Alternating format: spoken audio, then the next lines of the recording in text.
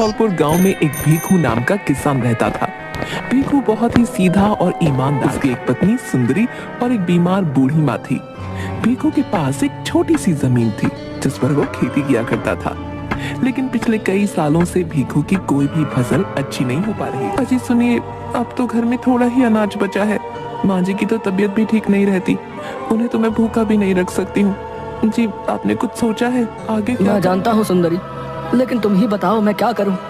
रोज इतनी मेहनत करता हूँ, लेकिन न जाने क्यों मेरी फसल हर बार खराब हो जाती है। कुछ महीने पहले सरसों बोई थी, लेकिन देखो न जाने वो भी अच्छी नहीं हो पाई, जिसकी वजह से कोई गांव वाला मेरी बोई कोई भी फसल खरीदता है। मैं ये अच्छे से जानती हूँ जी, इसी वजह से आप बहुत परेशान रहते हैं। लेकिन अब तो रसोई खाने में भी थोड़ा ही अनाज बचा है।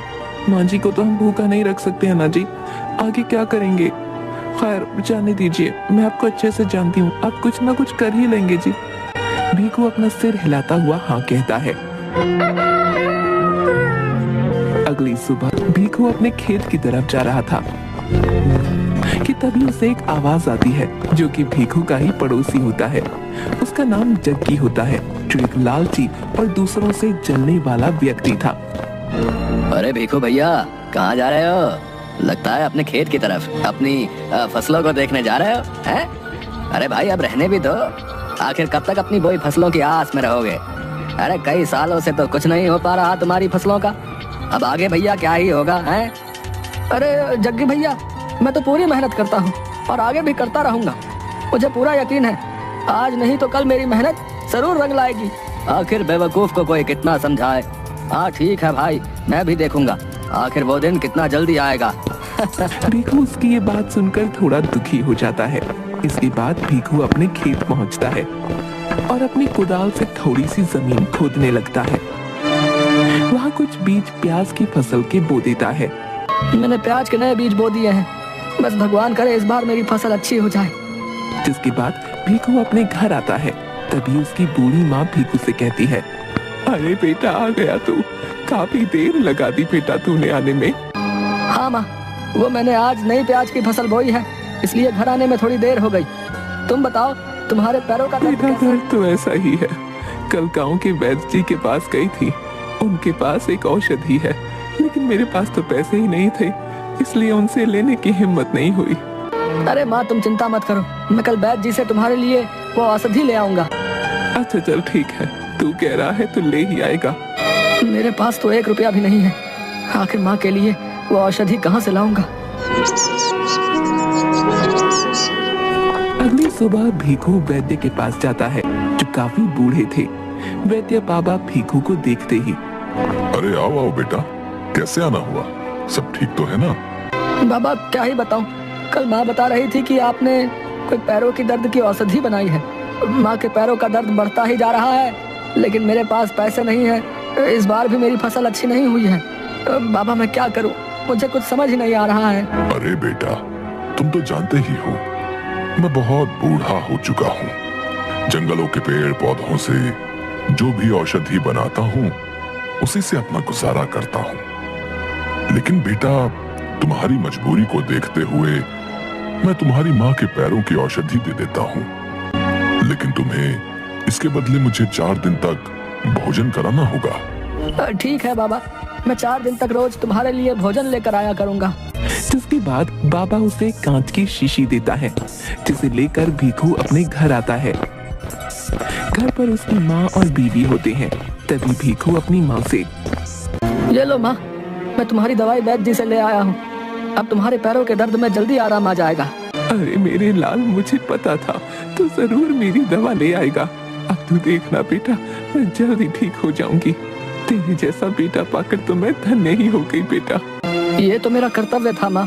सुनिए जी, सच सच बताइए, आपके पास माँ जी की दवा के लिए पैसे कहाँ से आए? क्या किसी से आपने उधारी ली है? नहीं नहीं भाग्यवान, मैंने किसी से उधारी नहीं ली। मुझे पैसे कहाँ से आए वैद्य को देने को? सुंदरी, वैद्य जी चाहते हैं कि माँ के औषधि के बदले मैं उन्हें 4 दिन का भोजन खिलाऊं। क्या कहा आपने? 4 दिन का भोजन? ये क्या बोल दिया आपने उनसे? आपको पता है रसोई घर में सिर्फ सीमित ही भोजन रह गया है। ऐसे में अगर हम 4 दिन तक रोज भोजन वैद्य को दे देंगे तो मैं आपको और माँ जी को क्या खिलाऊंगी जी? भाग्यवान, मैं जानता हूँ मेरे पास दूसरा और कोई रास्ता ही नहीं था। माँ के लिए वैद्य जी से वो औषधि लेनी बहुत जरूरी थी, इसलिए मैंने उनकी बात मान ली। जिसके बाद दोनों बहुत दुखी हो जाते हैं। शाम होती है। भीखू की पत्नी भीखू और उसकी माँ को भोजन देती है। भीखू की माँ भोजन खाने लगती हैं, लेकिन भीखू सिर्फ भोजन को देख रहा था। अरे क्या हुआ बेटा, तू भोजन क्यों नहीं खा रहा? अरे माँ खा लूंगा, अभी थोड़ा मन नहीं है, आप खाइए ना। जिसके बाद भीखू की माँ अपने कमरे में चली जाती है और भीखू अपना भोजन लेकर बाबा के पास जाता है। बाबा मैं आपके लिए भोजन लेके आया हूँ, खा लीजिए। जो भी मेरे घर में रूखा सूखा था मैं आपके लिए ले आया हूँ। अरे आ गए बेटा तुम, मैं तुम्हारा ही इंतजार कर रहा था। बहुत जोरों की भूख लगी है बेटा। जिसके बाद बाबा उसका भोजन खा लेता है। इसके बाद भोला रोज ऐसा ही करता, अपने हिस्से का भोजन वैद्य बाबा को दे देता। सुनिए जी, आज तो रसोई घर में सारा अनाज खत्म हो गया है। मुझे तो बहुत चिंता हो रही है जी, आज क्या बनाऊंगी? भीखू ये सुनकर बहुत दुखी हो जाता है। भीखू मन ही मन सोचने लगता है, आज कैसे बाबा को भोजन दूंगा। वो अपने खेत में जाता है और देखता है कि उसकी बोई प्याज की फसलों में से एक प्याज खिलाई है, जो देखने में बहुत सुंदर लग रही है। भीखू उसे तोड़कर अपने घर ले आता है। तभी उसकी पत्नी, ये क्या लाए हैं जी, इस एक प्याज से क्या होगा भला? भीखू रसोई घर में जाता है और एक आटे के डिब्बे को खोलता है, जिसमें बहुत ही कम आटा था। तुम इस आटे की रोटी बना दो। क्या बोल रहे हैं जी, इस आटे की मुश्किल से एक, और वो भी बहुत ही छोटी रोटी बनेगी जी, इससे तो किसी का पेट नहीं भरेगा। तुम बनाओ तो सही, तुम इस आटे की छोटी ही सही लेकिन रोटी बना दो। जिसकी बात उसकी पत्नी उस थोड़े से आटे की एक छोटी सी रोटी बना देती है। उसे लेकर भीखू वैद्य के पास जाता है। ये लो बाबा, मैं भोजन ले आया हूँ, लेकिन आपसे माफी चाहता हूँ, आज मेरे घर पर आटा नहीं था। बस जो थोड़ा सा आटा बचा था उसी से मेरी पत्नी ने आपके लिए रोटी बना दी है, और साथ में मैं अपनी प्याज की बोई फसल में से सबसे पहले जो प्याज खिलाई थी वो ले आया हूँ। वैद्य बाबा भीखू की ये बात सुनकर बहुत खुश हो जाते हैं। कोई बात नहीं बेटा, मैं आज यही खा लूंगा। वो रोटी और प्याज खाने के बाद, बेटा तुम वाकई बहुत अच्छे इंसान हो। तुम्हारी रोटी और प्याज खाकर मुझे बहुत आनंद आया। तुम्हारी ईमानदारी और निष्ठा को देखते हुए मैं तुम्हें कुछ देना चाहता हूँ। तभी वैद्य बाबा अपने एक पिटारे में से एक सफेद रंग की पोटली निकालते हैं और भीखू को दे देते हैं। ये लो बेटा, ये औषधि मैंने बहुत मेहनत से बनाई है। ये बहुत चमत्कारी है। इसे तुम जिस भी चीज में डालोगे उसका स्वाद 10 गुना बढ़ जाएगा। जैसे तुमने मुझे भोजन खिलाया है, वैसे ही तुम हर भूखे इंसान को भोजन कराओ। तुम एक ढाबा खोलो, तुम जो भी खाने की चीज बनाओगे उसमें इसका इस्तेमाल करना। ये तुम्हारी कमाई का साधन भी बनेगा। जो तुम्हारा भोजन एक बार खा लेगा वो बार बार आएगा। इसके बाद बाबा जोर जोर से हंसने लगते हैं।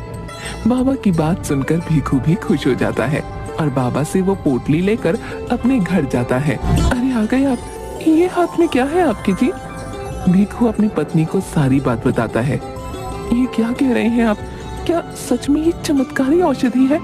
लेकिन जी हमारे पास तो इतने पैसे नहीं है, कहाँ से लाएंगे बनाने? हाँ भाग्यवान, यही तो अब मैं सोच रहा हूँ कि भोजन बनाने के लिए अनाज की तो आवश्यकता होगी, लेकिन कुछ समझ नहीं आ रहा है। अरे सुंदरी भाभी, कहाँ हैं आप? अरे आइए आइए मीना भाभी, कैसे आना हुआ? अरे आपके लिए कच्चे चावल और दाल लेकर आई हूँ। इस बार हमारी फसल बहुत अच्छी हुई है। अब भीखू भाई का तो पूरे गांव में पता ही है, इनकी फसल कहाँ अच्छी हुई होगी, तो सोचा थोड़ा आपके घर ही दे देती हूँ।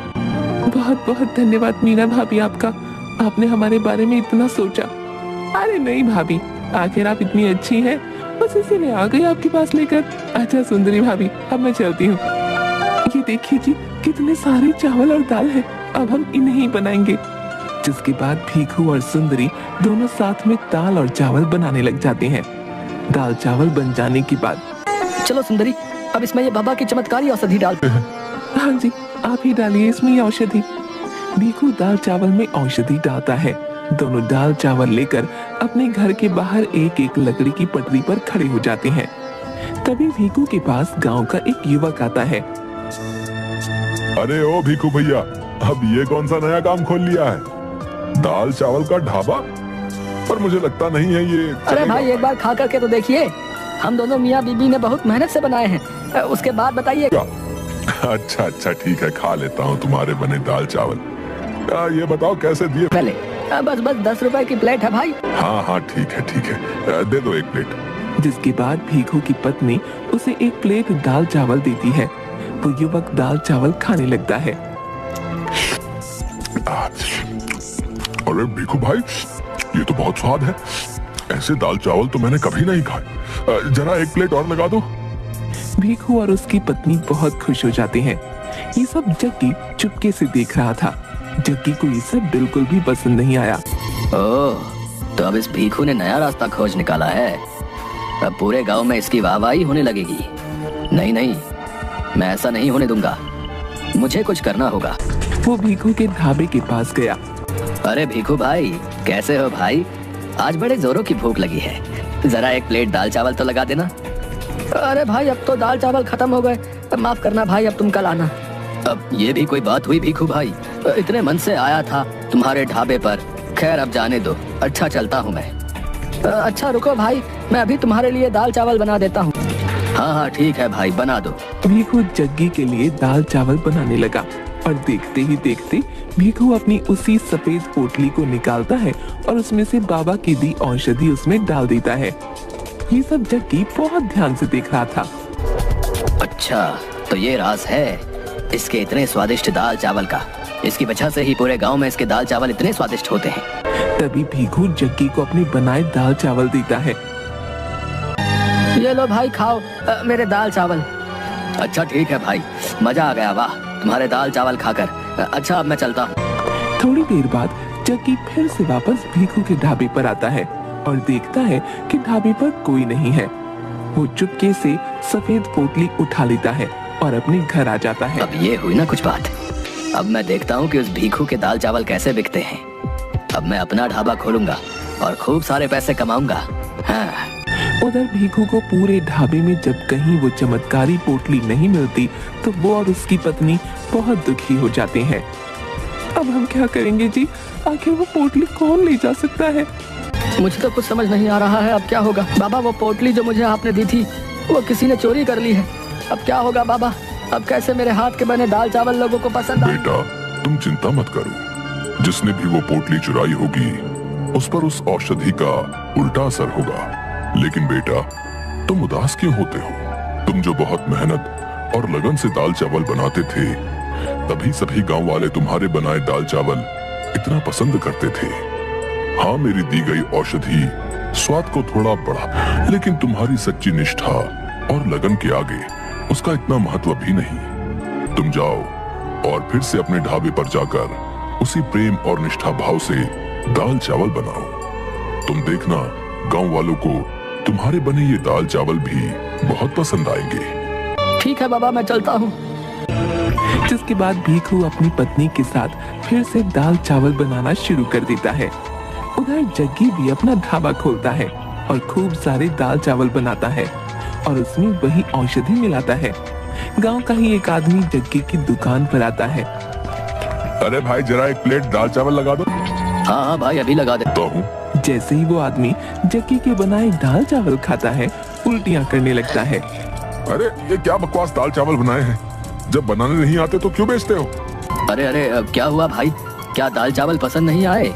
पसंद आने की तो बात दूर है, इतने खराब तो मैंने कभी नहीं खाए। तुम ही खाओ अपने दाल चावल। जिसके बाद गुस्से में वो आदमी वहाँ से चला जाता है। आखिर अब ऐसे कैसे बने हैं? अब मैं ही खा के देखता हूँ। अरे अरे, इतने कड़वे बने हैं ये तो, इनसे तो मुझे भी उल्टी हो जाएगी। छी छी छी छी, हे भगवान, अब कौन मेरे इतने सारे बने दाल चावल खाएगा? इतने सारे दाल चावल खरीदने के लिए तो मैंने अपनी सारी जमा पूंजी लगा दी। ये क्या कर दिया मैंने? और जग्गी बहुत तेज तेज रोने लगता है। भीखू और उसकी पत्नी बहुत मेहनत से बिना इस बार औषधि के दाल चावल बनाते हैं। सभी गांव वालों को वो बहुत पसंद आते हैं और उनके ढाबे पर फिर से लोगों की भीड़ लग जाती है और बिना उस औषधि के अब भीखू का ढाबा चलने लगता है और भीखू हंसी खुशी अपनी माँ और पत्नी के साथ रहने लगता है।